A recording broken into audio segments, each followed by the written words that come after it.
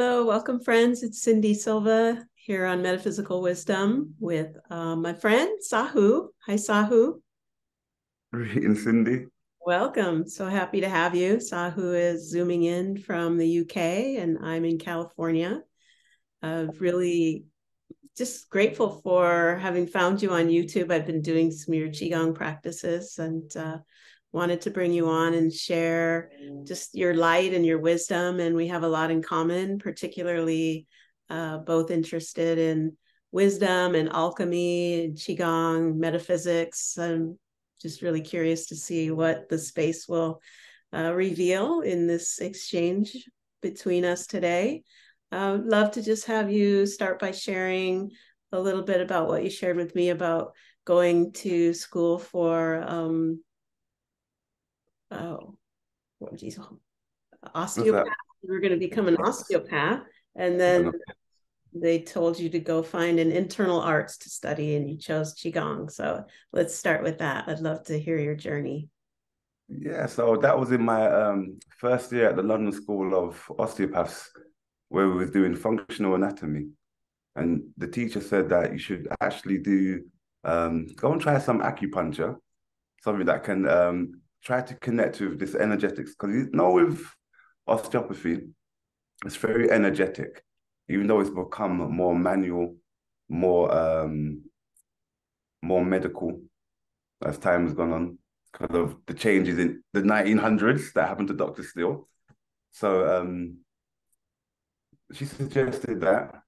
And she also said, do some Qigong, find the internal art, find something that you can practice so you can balance the energy that you're going to be receiving from the patients that you're going to be practicing with. And that was a really important thing for that particular teacher. And that was from her own experience that you need to balance these two things. So I was so fortunate to come in contact with a teacher that had a mentality similar to my own.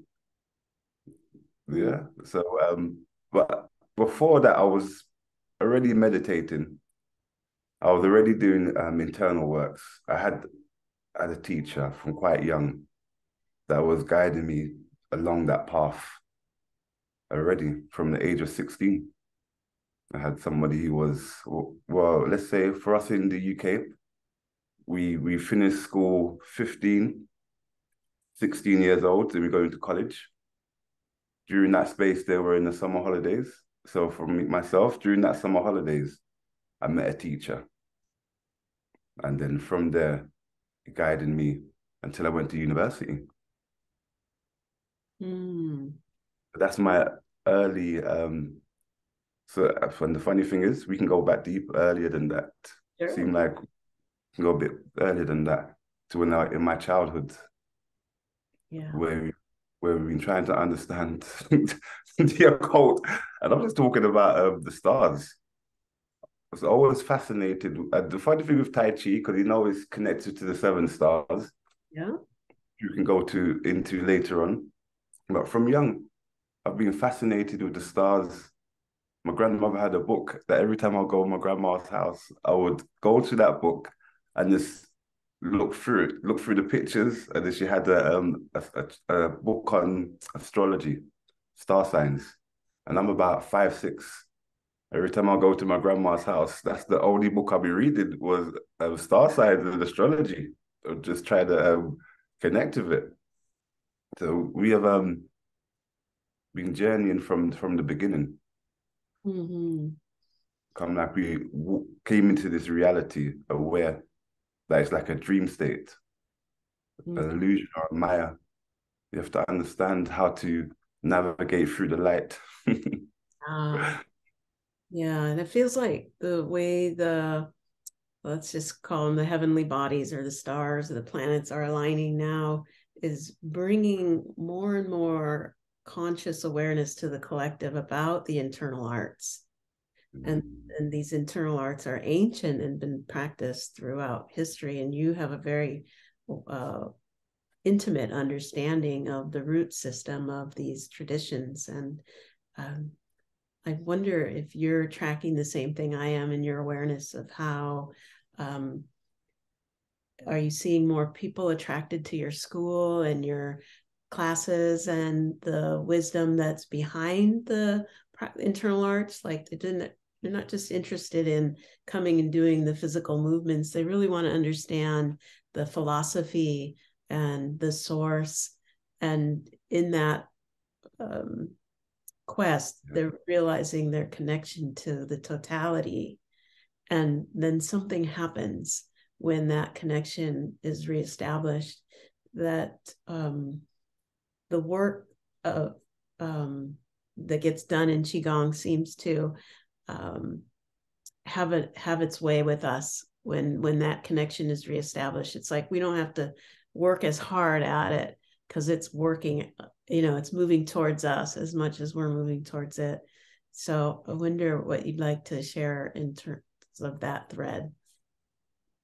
Yeah, I have noticed there is a desire for a deeper understanding.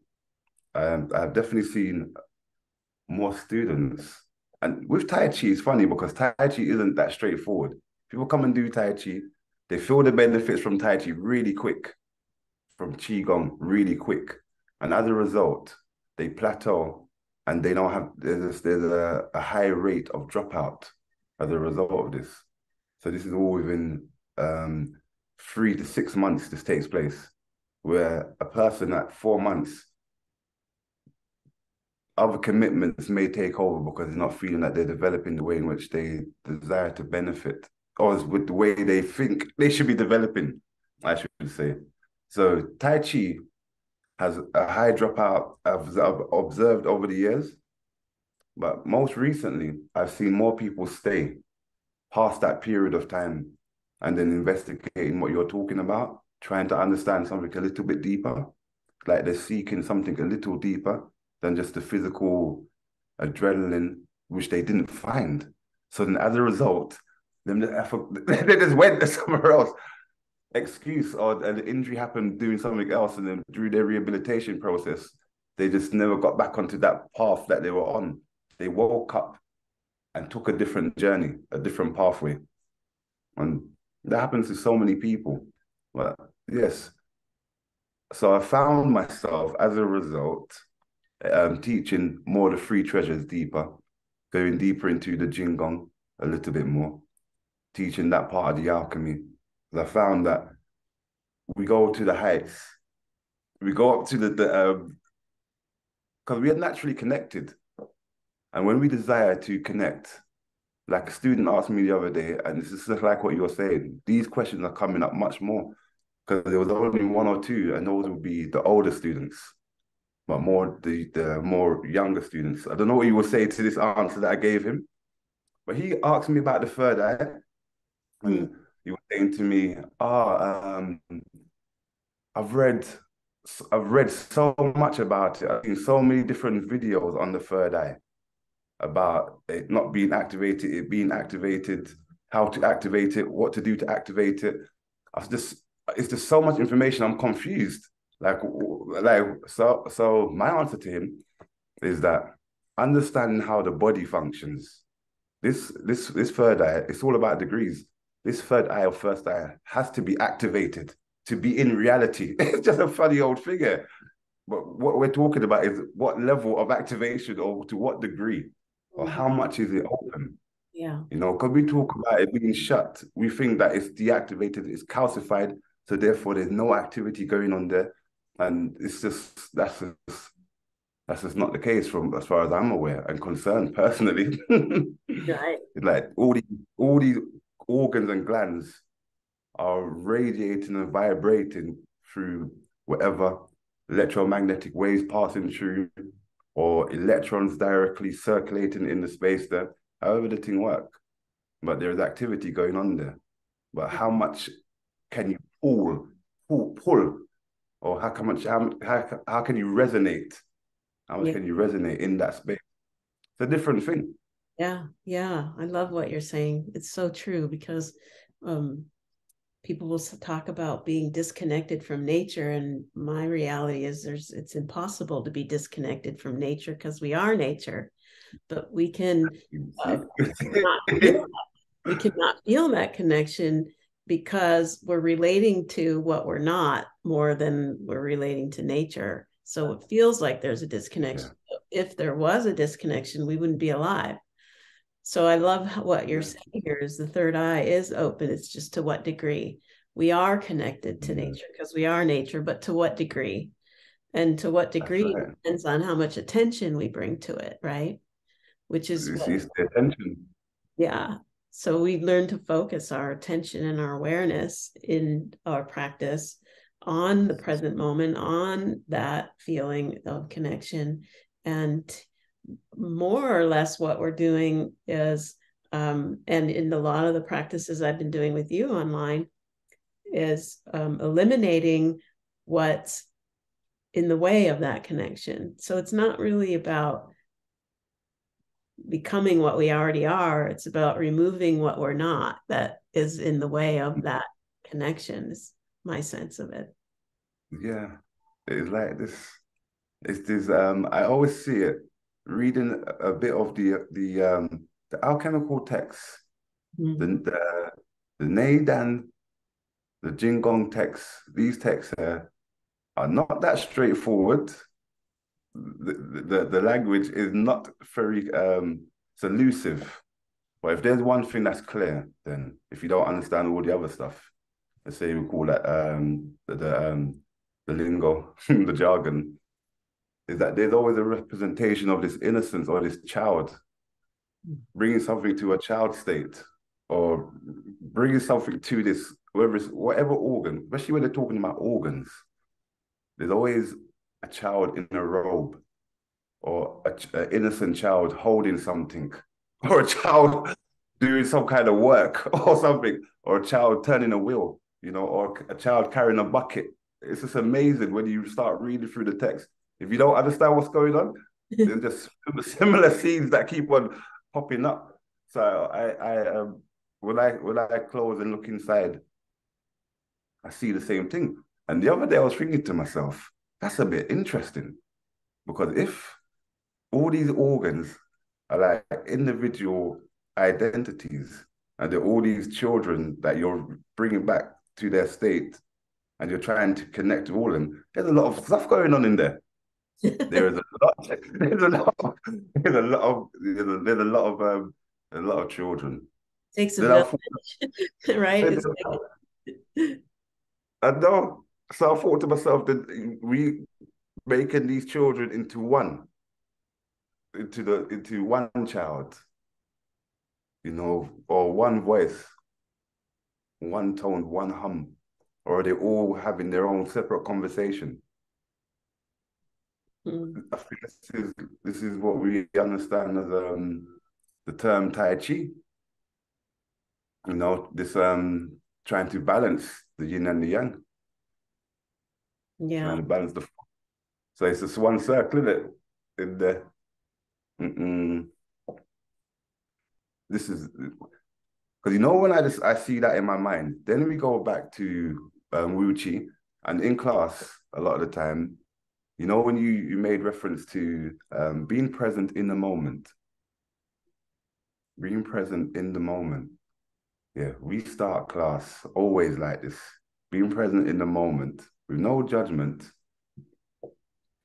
connecting back to this state of primordial beginning, stillness, trying to be in between the space of the tick and the tock, the silence. I heard a question the other day, as we say, just a moment ago as well, how we people focus on the negative things, or those things there. But let's say we focused on the silence. Like, what would, if we was to manifest within the silence, like what would that manifest for us? Like, what would we get in the return of silence? What do you think of that stuff there, Cindy? Do you get some questions these days? It reminds me of one of my teachers, you probably know Robert Peng, who talks about listening from a sound coming from far away. And I love that, because it makes you expand. And, the nature of the universe is expansion. It's always expanding. That's what the universe does, is expand, and we are the universe expanding. And yet we're in these forms that are physical that don't expand, but yet we are expanding through them. Yeah. So I like that idea of listening to a sound coming from far away, because it's kind of like you have to expand in the direction of the sound. And that Interesting. and you have to get quiet inside, right? The silence to hear the sound coming from far away. But in reality, it really can't be coming from far away, because it's all here now. But it's just the way that we have to use language, because language separates, to trick ourselves into presence and non-binary. That's just a playful spin on what you asked. It almost sounds opposite to the thread that I was always was drummed into my ears. Listen to the space between the tick and the tock, like the no space, the silence. Like when listening to music, when talking, I'm doing it now on purpose. Silence between the space. Like without that silence, even the melody wouldn't be the same. Imagine playing music and taking out the music and just playing the silence. I don't even know how that's possible. Imagine doing that one day. I know someone who tried. I do know someone who tried. You'll have to listen to my conversation with Jason Campbell. He's also a Qigong teacher, and he's a pianist and a composer. And so he composed and scored the I Ching in piano, and he was all about listening to the silence between the notes, because that's what's always present. And when you score notes, it's sort of like the parentheses on either side of silence, and we always want to look at what's inside the parenthesis, right? So that's always underneath everything, is that silence. And if we can be aware of that, like when we're doing our practice of Qigong and being a witness to the practice getting done through us, rather than being the one doing the practice, rather than being the mover, practice watching being moved, and be the awareness that's experiencing itself through the movement. That's my sense of where you're headed with this idea. That is a question that I would ask students at the beginning of the class as well. Well, let's say, could I observe it in myself? We say center, and we center. And then I just feel that feeling that you was describing there. And sometimes you can take it for granted. So you send that question out to the class and ask them, in that moment of centering, how long does it feel for you to feel calmer, a bit more stiller, a bit more silent, listening to yourself a little bit more? The outside sounds is turning a little bit more quieter. And some people say it don't happen. Some say it's the more advanced students is always like, yeah, within the first moment of doing it, or the first the idea, the concept, the idea of doing it puts them into the state. So the action is just a completion of the movement, but they're already in the state of the concept has already been initiated. It's just a beautiful thing. Well, and that's where the question came from too, right? The question came from that place, that center. Yeah. So that's often like, one of the reasons you're here with me today having this conversation is because I recognize that in you, in the practices I'm doing with you on your YouTube channel. There's a calmness, there's a centeredness, there's a presence, there's an innocence, there's a playfulness, there's a seriousness. It's all there. It's all, like, I recognize that in me that's in you, and I wanted to exchange ideas, in this space for the benefit of all. Yeah. So I think too that, or I feel, or I don't know, I sense that when we have a question, it's because the answer is in the field and it's trying to get our attention. And so the question drops in so that we'll turn our attention towards that answer that's right there, wanting to be known. So when you ask the question, where's your center? Well, your center is right here, right now, all the time, but it's wanting to be known. And it's when we ask the question, we turn our attention towards it. And then we have the answer. Instantly. It's like it's always been waiting for us. It's just been waiting for us to just turn our attention. And it's almost like, because we're in a light reality, it's almost like turning the torch, so attention or light, onto in different areas of our consciousness. As we practice and go deeper, it seems like the torch light just gets wider, and we just lit up more spaces. We go through reality, and then we just be centered, experiencing different realities because we're interacting with people, and then pondering upon other people's reality. And that's why. Because when I was younger, I studied a lot of Zen Buddhism, and there's one sentence that always stuck with me. Like to say that you can reach a level of true realization, Satori. This can't be done by going to a mountain and staring at a wall away from the people. Then you have to mix with the people. You have to walk amongst them in order for you to elevate through those things have to be tested. Your stillness, yeah, has to be tested in chaos to be refined. There's no other way. It's like, that's just a scapegoat then. You're just trying to get away from the situation. Try be still. It was all right when I was living out in the country, let's say. Try be still in the city, because I live right next to a hospital, quite close to a main road there.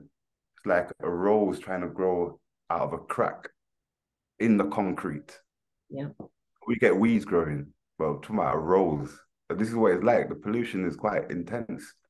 So to cultivate one being in that state, to be aware of geometry, because the whole thing is mind manifestation, as you're aware.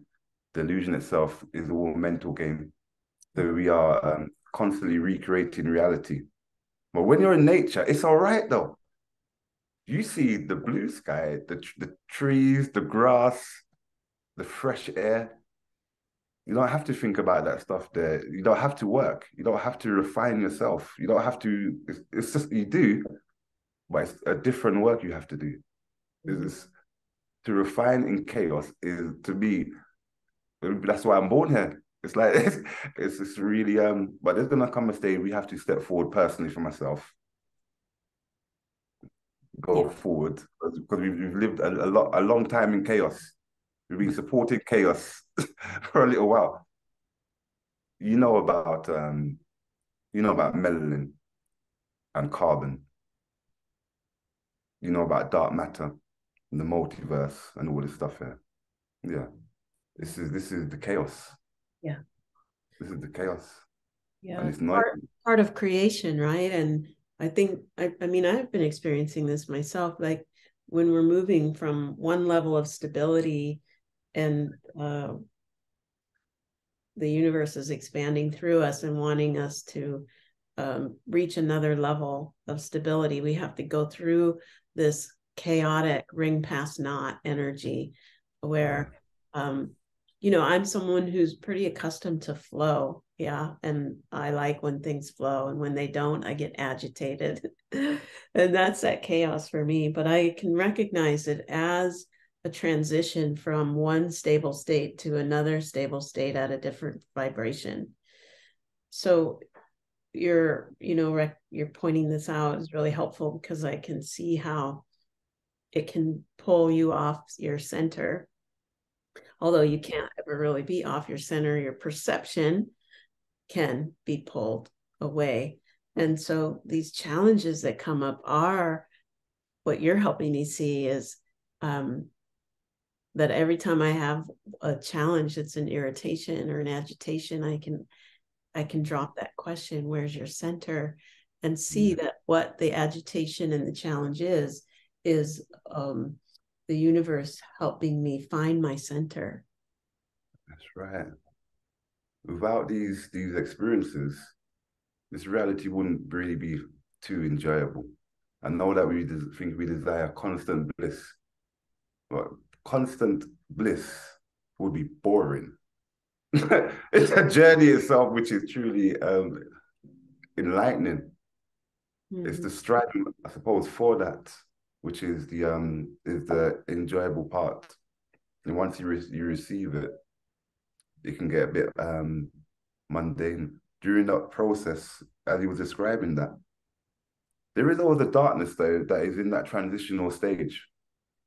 From that stage you referred to, a bit of clarity, a bit of turbulence, back to clarity again. Turbulence is always that's the dark period spot in Yeah, our dream. the yin energy of the unknown. Yeah, and it reflects in our psychic experience as well, in our dreams and our visions. Sure. People who dream may not dream as much in that period there when they're actually either stabilizing the energy of transformation or they're going through it. Each person is different. There's a darkness that they may see, so they may not have dreams for a day or 2 days or for a period, then go back into dreaming. People who don't dream, they just say, oh, they say they don't dream. Obviously, they dream. They don't recall their dreams, I should say. Mm-hmm. Yeah, then they just see darkness. They may have a spark that take place through that period of time. Again, as we said earlier, that's just clearing up the debris, meditating on that space there. And from experience and observing and asking many questions, meditation, closing the eyes and breathing deeply sets us into alpha state. And that can be achieved within a few weeks of practice by a normal person, any lay person in the world here, within a few weeks.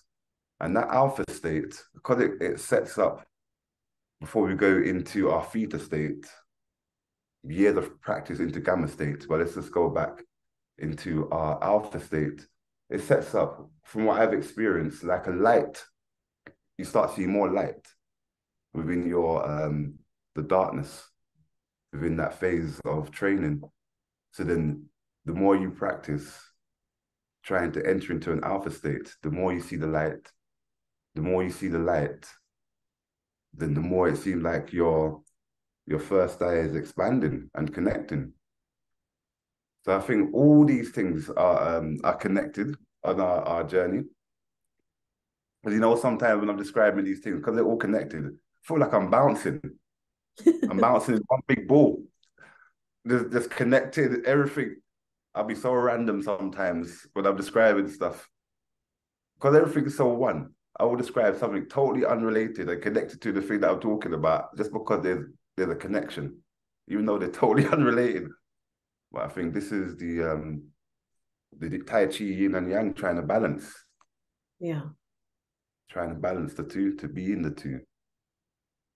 The two yin and the one yang. That's how it come.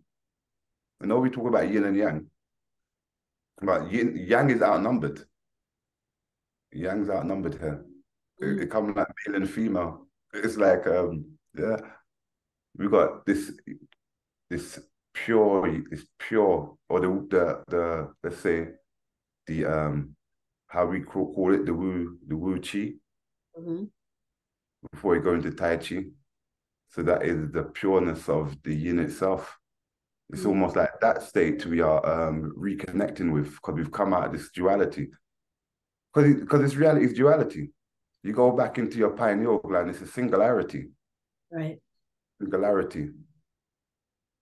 Then we enter into the pituitary gland, and then we go into a duality. When we do our traveling, we're in our pineal gland, and we're traveling. So we don't do astral traveling. We do pineal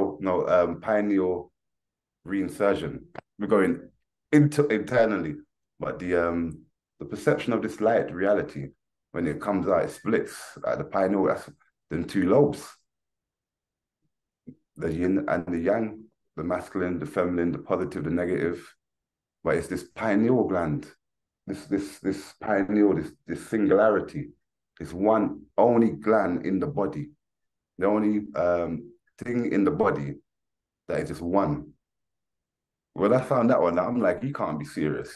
I'm sure there are other things in the body that is just one, or it's not divided, it's not split, or but it's the only thing in the body. That I've studied enough anatomy. I was fortunate enough while I was studying at the London School of Osteopaths to go to the Royal College of Surgeons to go and study there. So I'll go to their library. They have loads of brain dissections up in their library. So you go to different tables and you see different parts dissected, cadavers. So you can go to the pituitary gland area and look through, get a read up on that. And they had loads of this through their library. Library was quite big. And because I was at the London School of Osteopaths, you had access to go to there, but also to other places, like to the hospital, to actually do dissections, actually cut the body up and actually understand the different layers.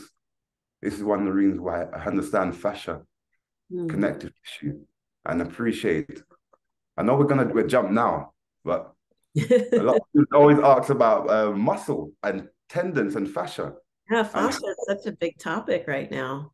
It's huge. It's huge. It's a wonderful thing that is just we're becoming more aware of this network. Yeah. It is the network. And there's another one, endocannabinoid system. We are starting to appreciate this one so much more. Those two systems with Qigong and Tai Chi, I think are the system that we're piggybacking off of. So the fascia and what other system did you say? So biotensegrity. Oh, the tensegrity, yeah. Biotensegrity is the fascia, the connective tissue, all that stuff there. Then we have on the other side the endocannabinoid system, which they call cannabimetrics, when you're applying it in a sense of activity. Cannabimetrics, so that is cannabinoids, CBD oil. This is what the endocannabinoid system is connected to. So this system is within every nerve ending, every synapse. There's receptors through the whole body, through the whole of the brain. I was gonna say millions. I'm just like, when I start reflecting upon certain things, I just get so excited. Throughout the whole body, you got these receptors. All your receptors are lighting up. Yeah. And do you know, you heard of this endocannabinoid system? I'm not sure. Endocannabinoid, the term that they give it. Yeah. The term of the neurotransmitter. I know that. Yeah, that is released from the endocannabinoid system is called anandamide. Oh, I know about anandamide. Yeah. You heard of anandamide? Bliss hormone, right? Yeah, man. So anandamide is coming. Say that again? The bliss hormone.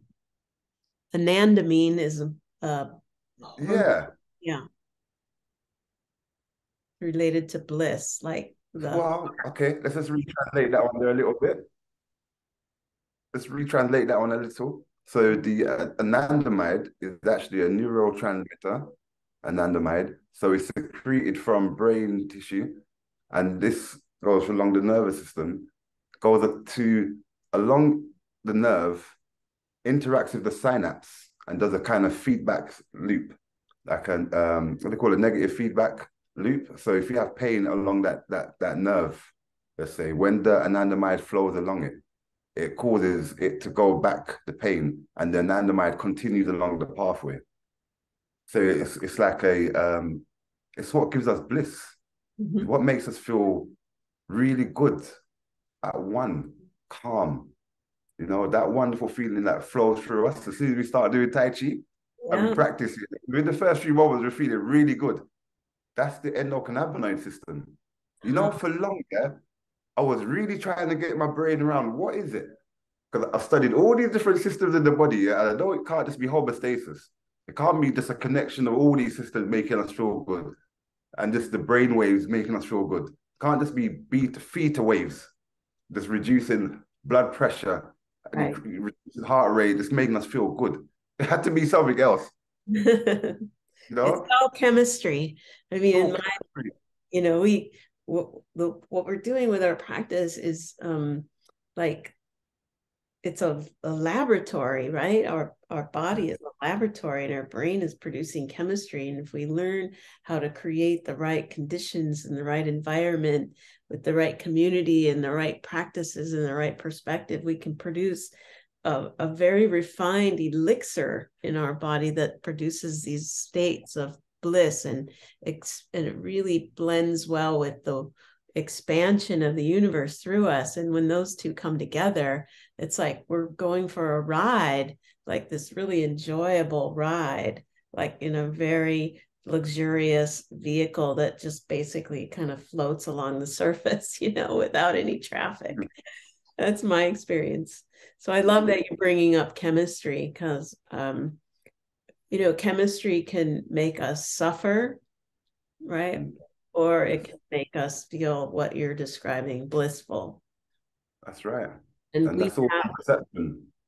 yeah, and it has a lot to do with perception, but it also, yeah, it has to do with what you and I have done, which is study and research and understand what some of these traditions have been trying to, why they've passed it on from generation to generation, is to um, make this medicine that's inside of us available and help us learn how to turn it on so that we can access these states of receiving intelligence that's always available, but often corrupted by our transmitters not being able to receive them properly.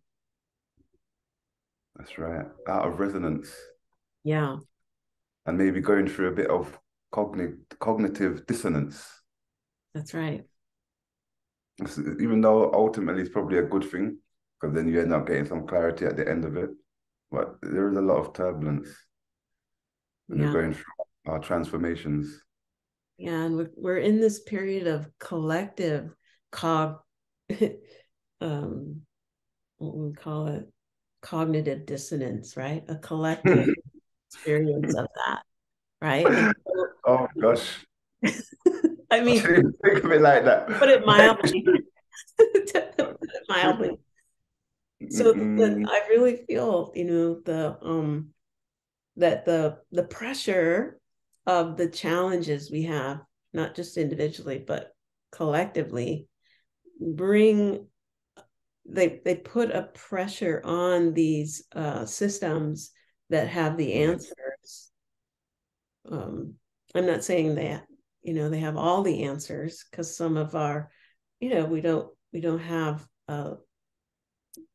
necessarily solutions to all of our problems, but we have ways to navigate them that create an openness and a receptiveness to new ideas versus a way to shut down and try to recreate, we're trying to fix the problem with the same way that created it. We really need to open ourselves to the neutrino stream that's always penetrating this planet with new packets of intelligence. And how do we receive it and organize it in a way and put it in place that opens pathways for new ideas and the emergence of solutions that may be outside of our current cognitive awareness. Interesting. It's all about language. It's all about how they termed it neuro-linguistic reprogramming. Oh, yes. These stuff are not spoken about as much these days as they were back in the 2000s, when it was created or brought forward. But it's the same thing. We have to be constantly reframing and using words, so that allowing the energy to flow, as you're describing there, is just so important. How can I find a way to allow this situation to unfold? How do I allow this energy to flow through me? This is, I think, probably one of the most important things. I mean, gratitude sets up a good scenario, but allowing the energy to flow is a thing I think probably 9 out of 10 people do not allow. They make a natural barrier because we've been trained to put a barrier up. And the barrier up is doubt, worry, concern. How am I going to figure it out? Understanding step 1, 2, 3, 4, 5, and having a backup plan just in case. It's like there's that works. That works. I'm not saying it don't work, but we're talking about trying to create something and we're confused or we're unsure and we have all this doubt, to allow the energy to flow. And just this idea is enough. Just to repeat that. You don't even have to ask yourself, why am I coming up with these thoughts or negative thinking? Or get out of my head. You don't even have to start going into that, recreating that whole line. When I start thinking about this reality, what we're talking about here, there's a backdrop. With most things that I talk about, there's always a backdrop that allows me to understand what I'm talking about. But this light, this reality, this matrix, this sphere of existence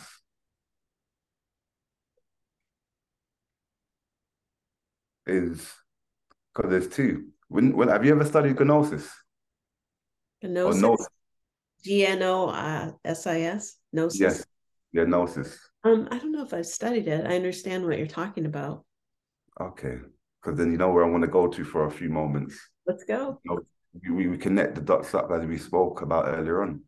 So answers are not found in just necessarily one mystery system, one school of thought, or one individual didn't have all these answers. There's been refinement through the ages, where it seems like as we go through this reality, we create in reality. All of a sudden, things manifest to what we thought 50 years ago, 20 years ago. They start materializing. It's so deep, yeah. I don't want to go back to gnosis in a minute, but it's so deep. The possibility that, because I was studying an Egyptian brother who was doing stuff on geometry. He'd done a lot of research on light and different signatures. And he was talking about a possibility, which was amazing. What's his name? Dr. Ibrahim? Kareem. Dr. Kareem. Yeah. Oh, thank you. I'm glad. I'm glad that you're with me on this one there. Yeah. Biogeometry. I've studied biogeometry. Oh, beautiful. I've studied that. Yeah. It all connects. It all connects to what I want to go into in a moment. But he was talking about, imagine that people now hold a meditation and we meditate on a pharaoh, and the pharaoh had an ailment or whatever, or there was a condition, or they died of something. And then we meditate on that. And then let's say in 10 years' time, we find a manuscript that was hidden, that found that he was cured of the ailment of whatever condition it was. And it's like to say that what's the probability? Is it that it was created through the work that was done in the future? It helped energize the past, where they found a cure in that period, where they done the cure later and then wrote the text. You understand what I'm talking about here? Well, because there's no time, when you're working in that realm, there's no timeline. It's not linear. That's right. That's right. It's trying to get your head on this. All right. So I say all of that because that's all light. That's all the matrix. That's why you can say it's not linear. It's past, present, and future is all here. We're just talking about light here. But there's the darkness. There's the darkness as well. And this is where gnosis gives a level of clarity, because they refer to the demiurge. And in the demiurge, they talk of the demiurges are the beings and the gods of the light. So who are the demiurge? Then you find that it's Yahweh, who later in Christianity is referred to as God, through Judaism as well. You find that the archangels and the angels, all the cherubim, and everybody is a part of the demiurge. In that time period, Yaldabaoth, Sophia, and these other deities would have been mentioned as the ones that are occupying the light. It's just that we change name later on down the line and call them different names in this time period here. So they are the light. They are within the illusion. So when you understand that all these deities are in the light, they gods, deities of the illusion. Then you have deities or gods of the darkness. So in modern times, it would have been more, is it Freud? Archetypes of the subconscious. Archetypes of the subconscious in psychology. We are starting to, in the last 100 years or so, catch up with the ancient alchemists and understanding of this light and dark, this two reality. So all these demons, all these dark side stuff, these are archetypes of the inner reality. Yeah. We do have archetypes of, let's say benevolence, but it seemed like how the old world understood it, and it's not like it's any different now. That inside of us, when we close our eyes, when we have more doubt, more fears, more worry manifest. But that's sometimes it's seen in our vision, but it's a feeling that's quite strong. It's the light that comes and saves us in the darkness, in our own visions, in our own personal reality, in our dream. And what we see, we wake up, all of a sudden we see light. We run from the darkness. This is the hidden, I believe, also aspect of Qigong and Tai Chi. It's returning to this darkness. It's returning to this stillness. It's returning to this singularity where all things connect. It's acting, being in this state here.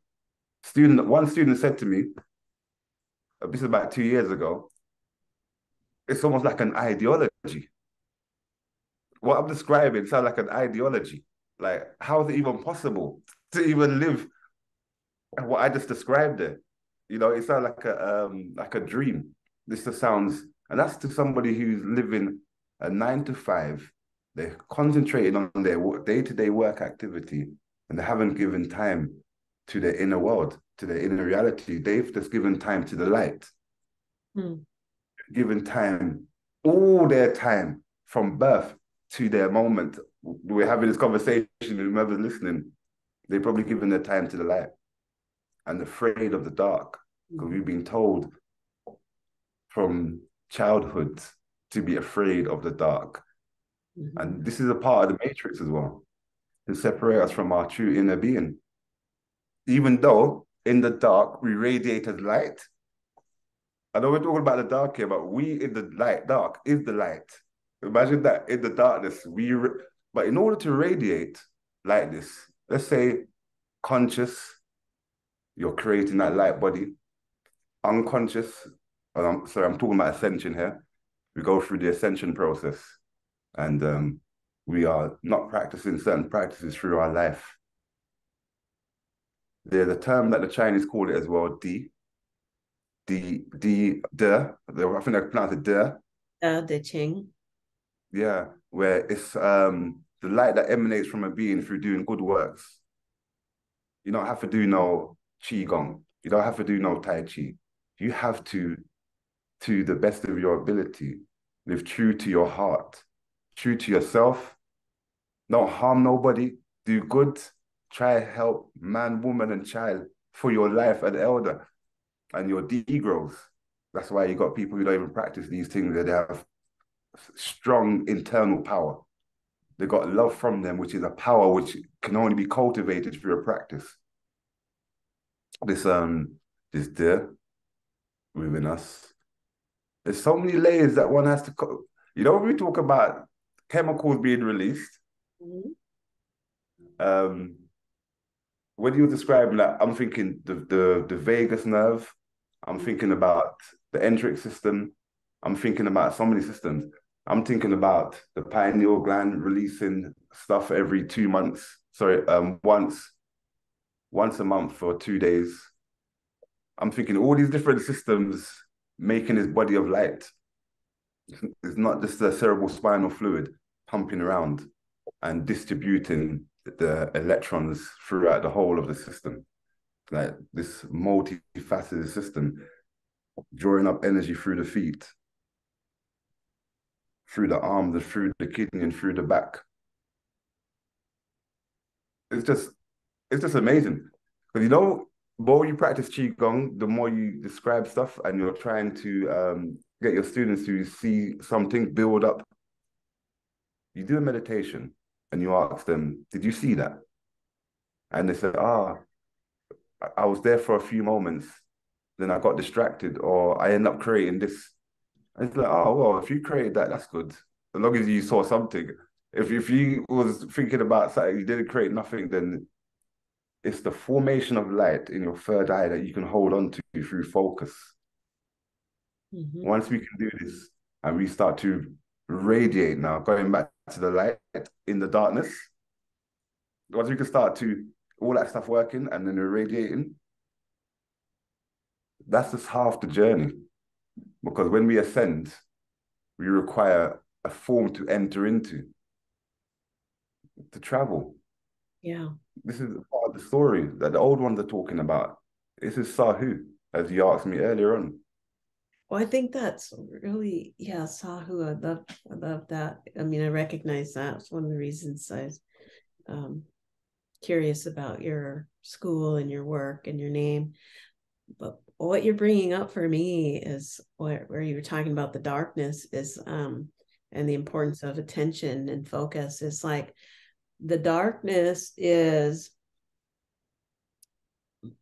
basically pointing the way because we have weapons of mass distraction on our planet, right? And so the hardest thing for people to do right now is to stay focused because of all of the technology. Then, there's a lot of R&D that goes into developing apps and badges and alarms and things that constantly hit the centers of the brain that create the dopamine, and then we get addicted to it, and we can't really, there's an addiction that is driving us. We're no longer choosing. And so I feel like the problem is pointing at the solution. The solution is to train our focus. And that's what's needed more than anything. And the society and the culture is showing us, the opposite, and as we get pulled away from the ability to focus, we have more and more insurmountable problems and health challenges and social issues. And so the opposite direction must be the solution. So the darkness of that side of our creative ability to create technology driven by greed and money is to sabotage people's attention to pull energy, right? Because basically that's what they're doing, is harvesting energy. And we have to call our energy back home and into our core, into our center. And we do that through attention, awareness, and focus. So there isn't anything more, I don't think, important right now than being able to focus our attention. That is our superpower. Being taken away. That's a beautiful statement there. It's a superpower. It shouldn't be. No, well, yeah. Maybe this is the defining factor between humans and other life forms on the planet. The fact that we can focus our attention in such a way which allows us to create stuff. Figuring that stuff out. Yeah, and connecting it to the heart, because we don't want to just make it about the mind. It's the heart mind. It's all the one, like connecting, what we're putting our attention on with the chemistry of emotion that is related to that, in that coherence, and lining things up, right, along the central channel, and with the Jing energy of the physical vitality to move in the direction of this vision. It's interesting, because I was watching an interview the other day, and the brother mentioned something about quantum jumping. You heard of quantum jumping? Mm-hmm. So I'd never heard of it until the other day. Imagine this, we're just slow on some things. So I must have looked into this thinking, let me just understand what this quantum jumping is about. So then I found one video on YouTube describing it. and there was a gentleman who had done a bit of research into it, and he mentioned other researchers, people who have written books on quantum jumping, and he was talking about his experience of quantum jumping, how to quantum jump, and he was talking about the use of qigong. It seemed like he had practiced um, yoga, Pilates, many look like other internal forms and arts, but what looked like work, or let's say for him, we found that qigong was really useful. So when I checked that, I said to myself, that's a fascinating, because we've been speaking something similar to this already. Yeah. But when you were saying, I was thinking, wow, you go into a meditative state, practice a bit of qigong, and then your mind goes calm and clear. Whatever you desire or want to manifest or want to bring into this reality, connecting your heart and mind with intention.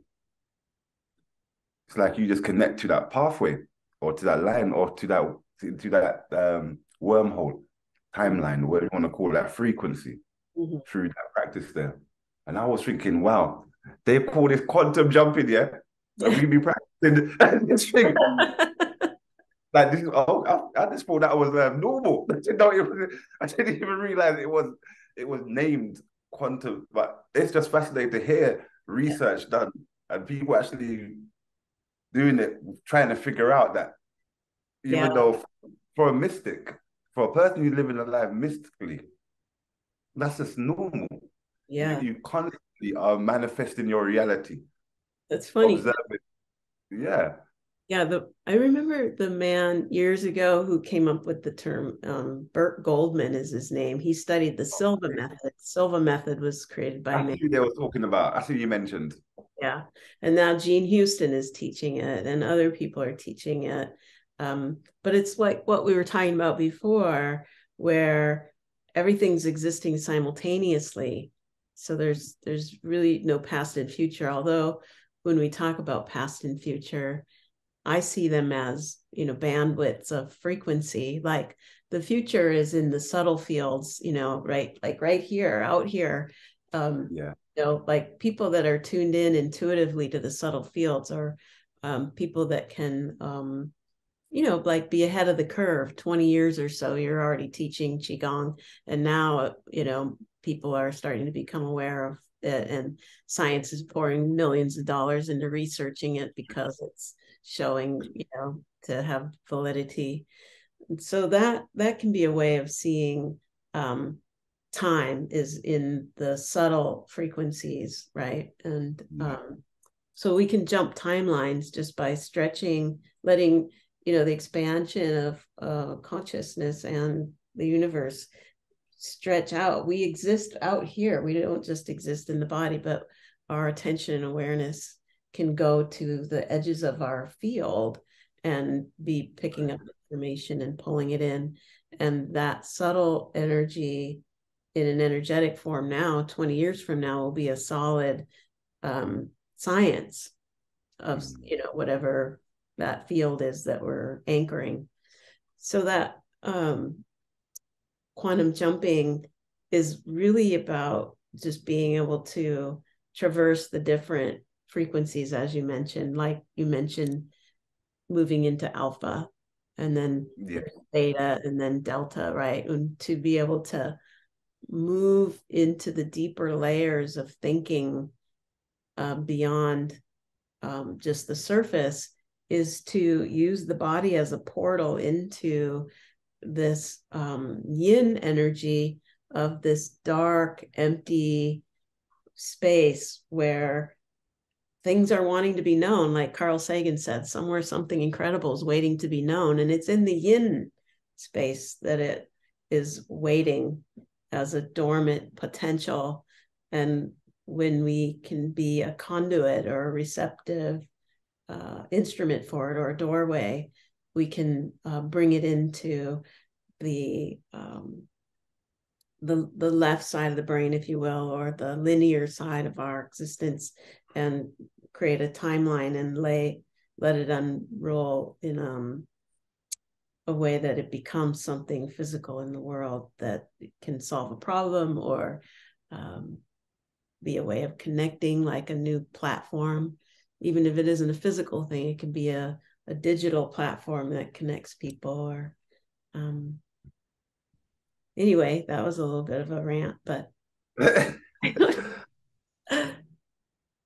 I think it ties in. It all ties in. And I do want to honor your time. We're at exactly 11:22 a.m. my time. So we're at 7:22 your time. I know you have a class to teach.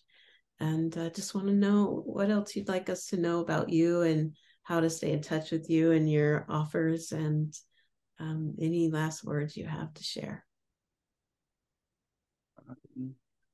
We went through a lot today. We talking mainly of the vitality, the energetic works, and the spirituality. And yeah, that's within Tai Chi, but that feels like Qigong. The Tai Chi element we never really touch. But I feel with Tai Chi, when practicing, is similar. How we say that? Tai Chi can be Qigong, but Qigong can't be Tai Chi. So with the Tai Chi, there is the martial aspect as well that I think is really important to appreciate. It needs to be refined. So if we are practicing, because within my school, I was taught with the hand form certain self-defense techniques that goes along with it. Some of the self-defense techniques don't look like what the hand form was just demonstrating, you know? But when students ask me that question, I'm like, you just have to work with that. It's like, it's just, I ain't got no answer for that one there. But you know, when you break it down directly from, let's say, from the form itself, the grappling elements, the pushing hand elements, because the self-defense would be close self-defense techniques where, you know, stage by stage, someone punches you, do a deflection, you know, that kind of level building. But when it comes to the pushing hands, the grappling, I think Tai Chi has so much potential that's not being fulfilled. It's the supreme ultimate art, or supreme ultimate fist, which really is like saying pushing hands means pushing body. So fist is controlling of your force or your ability to move in a combat manner, not just using hand to hit somebody or to strike. Mm-hmm. The mastery of your body, what we've been speaking about, but using that mastery, being able to manipulate the world around you and to manipulate somebody who's, let's say, at touch or through grappling. I think that part of Tai Chi is back on the rise. It lost a little. It was wavering for a long time. It's like 1800s caused a little bit of a problem there. But it's like we're back on the rise again.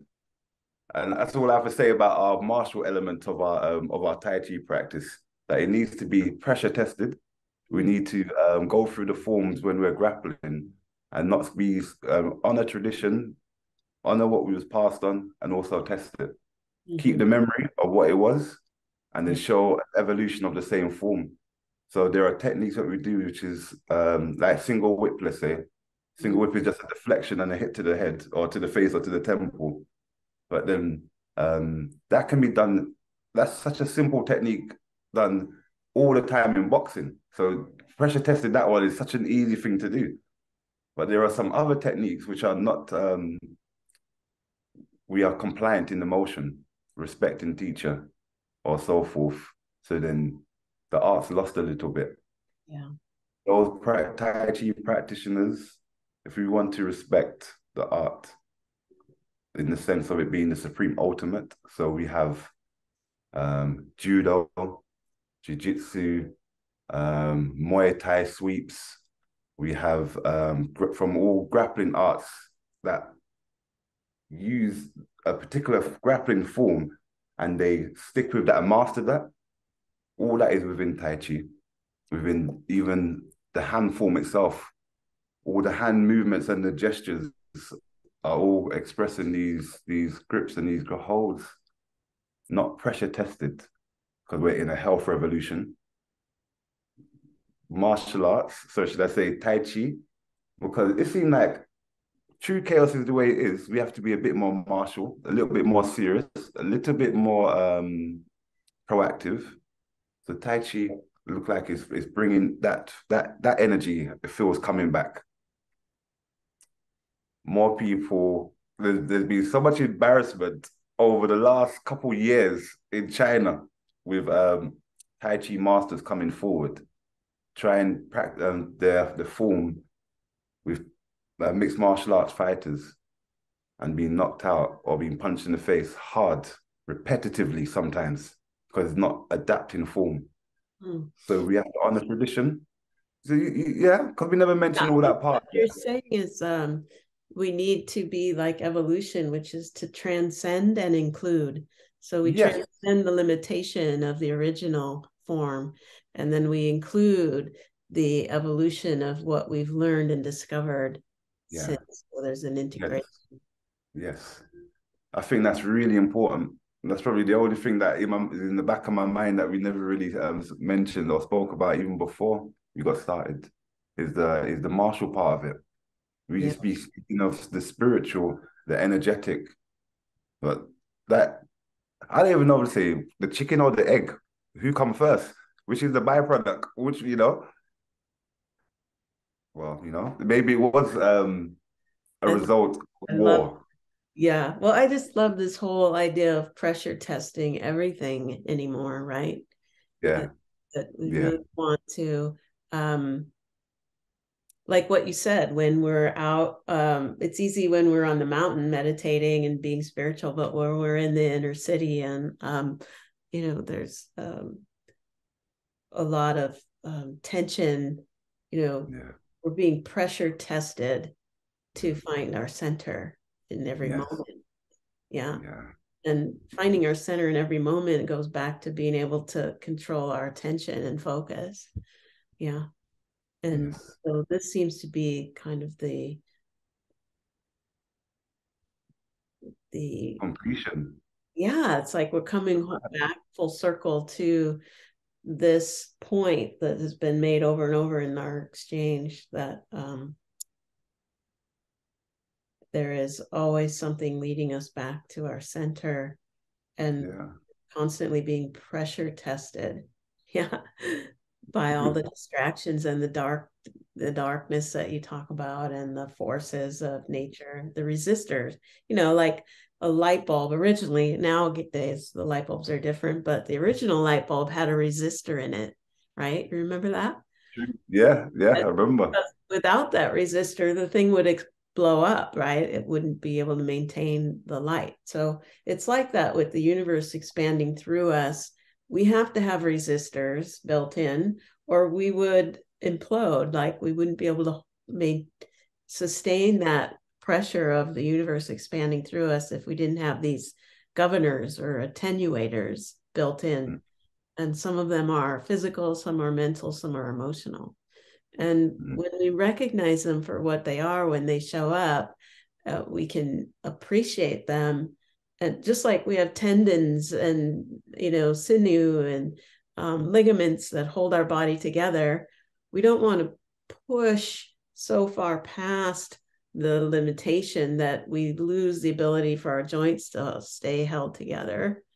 But we do want to push them to the edge so we don't lose our flexibility, right? We Mm. want to maintain that fine line of transcending and including constantly. That's the pressure Mm. testing that I'm familiar with. Yes. That's the only way to change. That's can we say controlled change Mm. as opposed to change taking place through chaos or through no control. And this is another thing when you enter into this reality that you end up your pathway lays out in front of you quite clearly as you go deeper into it. Yeah. You see, we feel like we're about to open up into another reality. We're gonna. Oh, you feel like I'm gonna go deeper, but we don't. That's within our sphere of reality, within our practice of Tai Chi and Qigong. They are a beautiful like mother and son.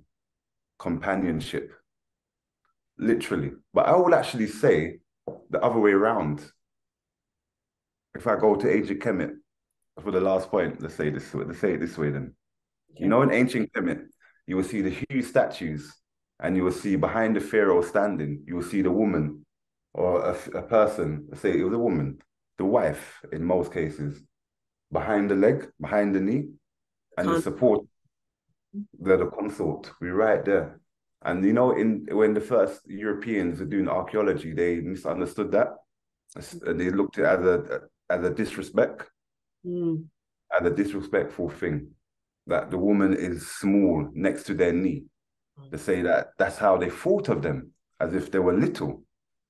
But no, that wasn't the concept. The idea is, you know, like in the playground when we were younger, and then someone come up behind you and they'll push their knee in the back of your knee and you'll collapse to the floor. Mm-hmm. Without that support of your knee, you're gone. You're going to the ground. And it was a representation of this energy there, of the support structure to the pharaoh. And it's like Tai Chi is like this. Let's say Tai Chi is the pharaoh, and the Qigong is the support structure, and this is holding up holding up the Tai Chi. Yeah, come like this kind of connection. They have to work together. No, beautiful. Thank you for that image. That's wonderful. I agree.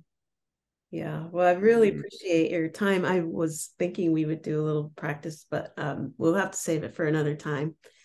And love to do this again sometime. Definitely. Well, thank you, Cindy, for having me on your show. My It was a pleasure. I'll put pleasure. the links to your YouTube channel in the description of the video and to your website. Then you have some wonderful talks on your channel and classes, and I'm just having a real fun time exploring all that you've offered for free and generously. So thank you for that. Yes, we are doing every other week a talk on a different part of the anatomy and understanding the alchemical process in the whole alchemical story. So we are going through the process, but then we may shift around a little bit, but it will be throughout the year. So this is like for the whole year, we will just be targeting different components, doing a bit of research and doing a bit of presenting the research myself and a physiotherapist. So that's I'm well excited. We've been talking about doing something like this for a little while, of actually presenting. And I don't really see the alchemy clear with anatomy. So this is what I'm trying to support the community with, understanding the alchemical process, but it's tangible. Yeah. It's tangible. That's what we're trying to do. Well, I'm enjoying it. So I appreciate your skillful means and the dedication that you put into everything, and the playful, generous way that you share it. And I thank all of you for tuning in and listening. Thanks for joining us for this conversation. Until next time. Bye for now.